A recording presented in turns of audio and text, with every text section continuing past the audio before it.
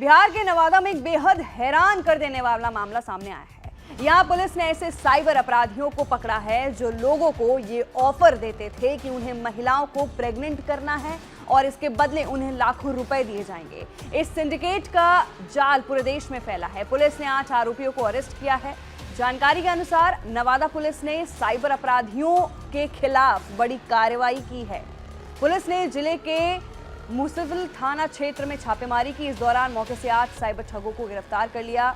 उनके पास से 9 मोबाइल और 1 प्रिंटर मिला है। नमस्कार दोस्तों, कैसे हैं आप सब। दोस्तों, पिछले कुछ सालों से भारत साइबर क्राइम का हब बन चुका है। ऐसा महसूस हो रहा है मानो बहुत सारे लोगों के लिए पैसा कमाने का सबसे आसान जरिया है साइबर फ्रॉड। हर रोज बहुत सारे केस आते हैं साइबर फ्रॉड के। कहीं ब्लैकमेल करके उगाही हो रही है तो कहीं एक लिंक के जरिए अकाउंट खाली हो रहे हैं। लेकिन सरकार के पास भी इन स्कैम्स को रोकने का कोई पुख्ता इंतजाम नहीं है। कई केसेस में पुलिस पीड़ित का पैसा रिकवर करवा देती है, लेकिन बहुत सारे केसेस में पीड़ित का पैसा वापस नहीं मिलता। इन स्कैमर्स की तादाद इतनी ज्यादा है कि आप किसी भी सोशल मीडिया प्लेटफॉर्म पर चले जाओ, आपका शिकार करने के लिए ये शिकारी तैयार बैठे मिलेंगे। OLX या क्विकर जैसी वेबसाइट जो तकरीबन हर तबके के व्यक्ति तक अपनी पहुंच बना चुकी है, अब इन स्कैमर्स का अड्डा बन चुकी है।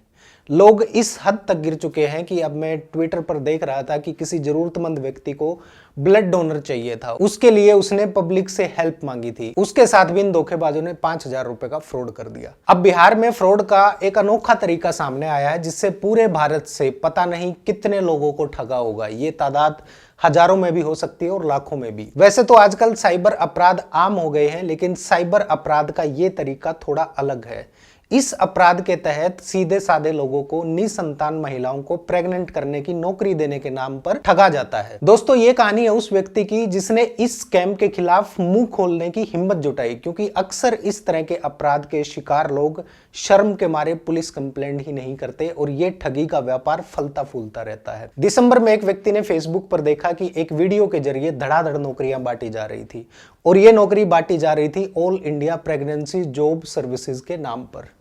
वीडियो ऐसी बनाई गई थी कि हर किसी के मन में इस नौकरी के बारे में जानने की जिज्ञासा पैदा हो जाए। इसी वीडियो को देखकर उस व्यक्ति ने इस जॉब के बारे में जानने का फैसला किया और उसका ज्वाइनिंग फॉर्म भर दिया। वीडियो के साथ जॉब ऑफर कंटेंट इतना इफेक्टिव था मानो सच में भारत देश में कोई कंपनी ऐसी नौकरी बांट रही है जिसमें आपको किसी महिला को प्रेग्नेंट करने के बदले पैसे मिलेंगे। स्वाभाविक रूप से यह बेहद लुभावना ऑफर था। 33 साल का यह व्यक्ति जो शादी समारोह में सजावट का काम करता था और करीब 15,000 रुपए महीना कमाता था, अब तक इस ठगी में 16,000 रुपए गंवा चुका था और अभी भी ठग उससे और पैसे मांग रहे थे। दोस्तों, ये इकलौता व्यक्ति नहीं था जो इस स्कैम का शिकार हुआ, बल्कि हजारों की संख्या हो सकती है ऐसे लोगों की। बिहार के नवादा जिले के साइबर सेल के स्पेशल DSP कल्याण आनंद का कहना है कि इस व्यापक धोखाधड़ी के सैकड़ों लोग शिकार हुए हैं। इसमें सीधे साधे पुरुषों को निसंतान महिलाओं के साथ एक रात होटल में बिताने के बदले भारी भरकम भुगतान का लालच दिया जाता था, लेकिन इससे पहले शुल्क के तौर पर पैसे जमा करवाने के लिए कहा जाता था।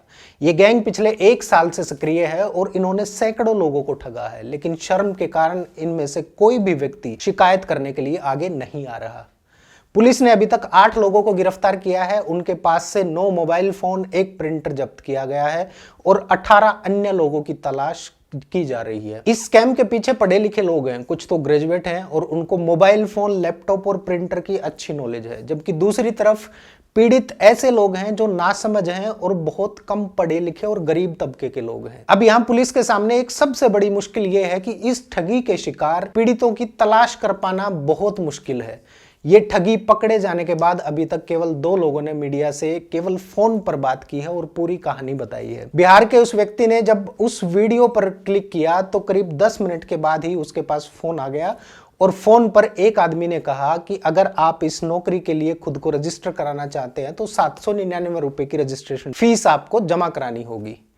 इस फोन करने वाले शख्स का नाम संदीप बताया जा रहा है, जिसने कहा कि रजिस्ट्रेशन के बाद आपको मुंबई की एक कंपनी के लिए काम करना होगा और रजिस्टर होने के बाद उस महिला की जानकारी भेज दी जाएगी जिसे प्रेग्नेंट करना है। इसके अलावा ठगों ने उस व्यक्ति को 5 लाख रुपए का भी ऑफर दिया और यह सब मिल रहा था एक महिला के साथ सेक्स करने के बदले। इतना ही नहीं, अगर वो महिला प्रेग्नेंट हो जाती है तो 5 लाख रुपए के अलावा 8 लाख रुपए और इनाम के तौर पर देने का वादा किया गया था। बिहार का ये व्यक्ति जो इस ठगी का शिकार हो चुका है, बेचारा गरीब आदमी था, पैसों की बहुत जरूरत थी, इसलिए ठग की बातों पर यकीन कर लिया। इसके बाद अगले कुछ हफ्तों में थोड़े थोड़े करके ठगों ने पीड़ित से करीब 16,000 रुपए से ज्यादा ले लिए, जिसमें 2,500 रुपए के करीब कोर्ट के कुछ कागजात के नाम पर, 4,500 रुपए सेफ्टी डिपॉजिट और 7,998 रुपए के करीब का जीएसटी भी वसूल कर लिया। इतना ही नहीं, इन सारे पैसों की बाकायदा रसीद भी दी गई और कोर्ट के फर्जी कागजात भी मुहैया कराए गए। बाकायदा बेबी बर्थ एग्रीमेंट, जिसमें नीचे साफ साफ लिखा था प्रेगनेंसी वेरिफिकेशन फॉर्म। अब इतने सारे कागज देखकर कोई भी इस ठगी का शिकार हो जाना स्वाभाविक है। इस दस्तावेज के सबसे नीचे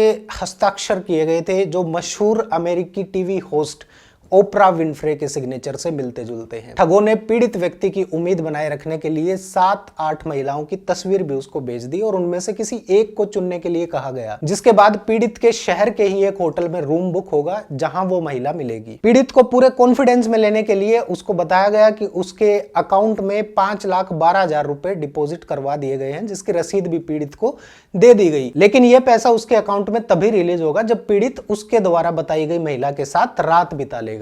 लेकिन उससे पहले पीड़ित को 12,600 रुपए का इनकम टैक्स भी उसको पे करना होगा। जब पीड़ित ने 12,600 रुपए देने से मना कर दिया तो पूरे मामले में ट्विस्ट आना शुरू हो गया और ठगों ने पीड़ित को धमकाना शुरू कर दिया। और ठगों ने पीड़ित को धमकाते हुए कहा कि 5 लाख रुपए उसके खाते में जमा दिख रहे हैं, अब इनकम टैक्स अधिकारी तुम्हारे घर पर छापा मारेंगे, तुम्हें गिरफ्तार करेंगे। ठगों की बात सुनकर पीड़ित डर गया।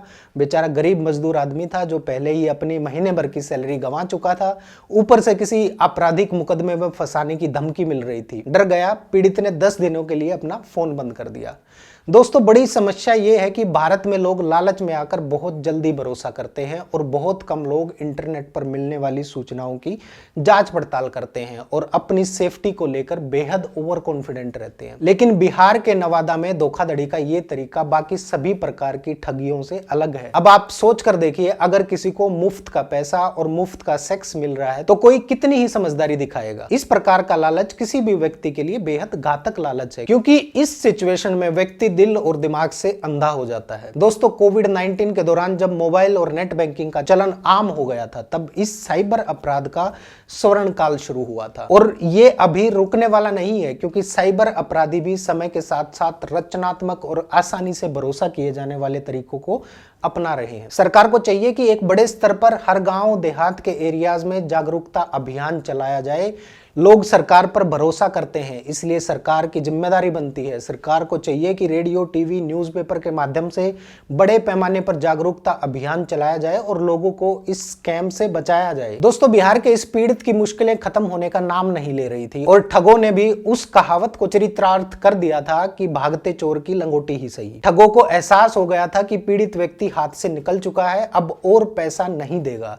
जिस महिला से पीड़ित को मिलाना था, अब उसने पीड़ित को फोन करना शुरू कर दिया था, रोज बातें करनी शुरू कर दी थी। उस महिला ने पीड़ित को बताया कि असली ठग संदीप है, जिसने पीड़ित की रजिस्ट्रेशन करवाई थी। महिला ने पीड़ित को बताया कि संदीप ने वादा किए गए 5 लाख रुपए में से ज्यादातर पैसे चुरा लिए हैं और पीड़ित को अभी भी 90,000 रुपए मिल सकते हैं, लेकिन पहले पीड़ित को 3,000 रुपए का जीएसटी का भुगतान करना होगा। अब पीड़ित भी समझ गया था कि यह महिला भी ठगों के गिरोह का ही एक मेंबर है और पीड़ित तगड़ी ठगी का शिकार हो चुका था। अब पीड़ित की हालत पतली हो गई थी, उसने पूरे महीने की सैलरी गंवा दी थी, जिसके चलते वो अपने परिवार को पैसा भी नहीं भेज पाया, जिसके कारण उसका परिवार संकट में है। पीड़ित का कहना है कि ठगों को कड़ी सजा मिलनी चाहिए। मैं 500 रुपए के लिए पूरे दिन कमर तोड़ मेहनत करता हूं।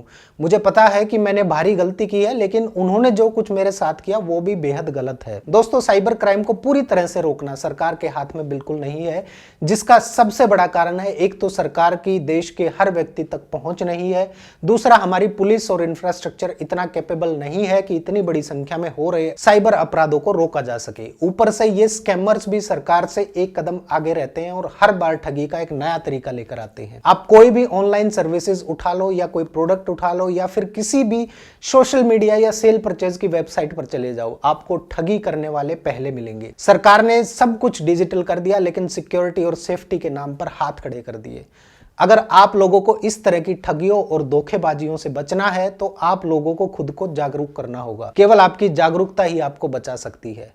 किसी भी जानकारी पर अमल करने से पहले उसके बारे में पुख्ता जानकारी जुटा ले। ज्यादा नहीं, बस उस जानकारी के बारे में गूगल पर सर्च कर ले और अलग अलग वेबसाइट्स को खोलकर उसके बारे में जानकारी जरूर ले ले। जागरूक रहें, सुरक्षित रहें। नमस्कार।